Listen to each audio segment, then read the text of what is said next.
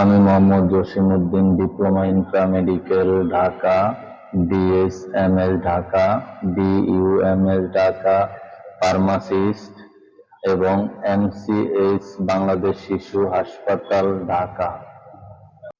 প্রিয় দর্শক, আসসালামু আলাইকুম। আজ আমি আপনাদের সাথে ধ্বজভঙ্গ রোগী নিয়ে আলোচনা করব। ধ্বজভঙ্গ স্ত্রী সহবাসে সম্পূর্ণ বা আংশিক অক্ষমতাকে ধ্বজভঙ্গ বলে। লক্ষণ: উত্তেজনা আনিল লিঙ্গ দৃঢ় বা উত্থান হয় না, বীর্যপাত হইতে চায় না, হইলেও 2-1 ফোঁটা হয়।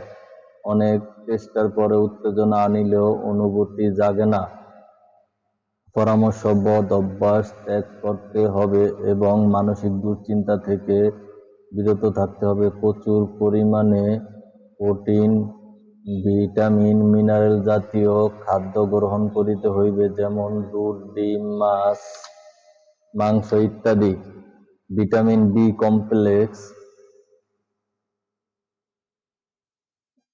Ferrous sulphate plus folic acid জাতীয় ঔষধ, ক্যালসিয়াম এবং ভিটামিন ই জাতীয় ঔষধ সেবন করিতে হইবে। এছাড়াও অ্যান্টিঅক্সিডেন্ট ওষুধ সেবন করিতে হইবে এবং প্রস্রাবে ইনফেকশন থাকিলে অবশ্যই অ্যান্টিবায়োটিক ব্যবহার করিতে হইবে। তবে কোনোভাবেই রেজিস্টার্ড চিকিৎসকের পরামর্শ ব্যতীত যে কোনো ওষুধ থেকে বিরত থাকুন।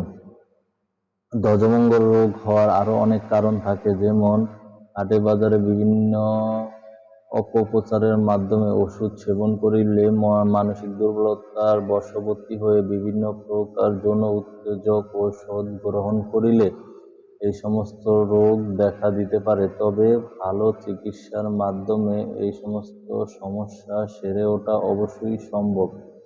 তাই বিভিন্ন ধরনের ঔষধ সেবন না করে রেজিস্টার্ড চিকিৎসকের পরামর্শ অনুযায়ী চিকিৎসা গ্রহণ করুন এবং সুস্থ থাকুন।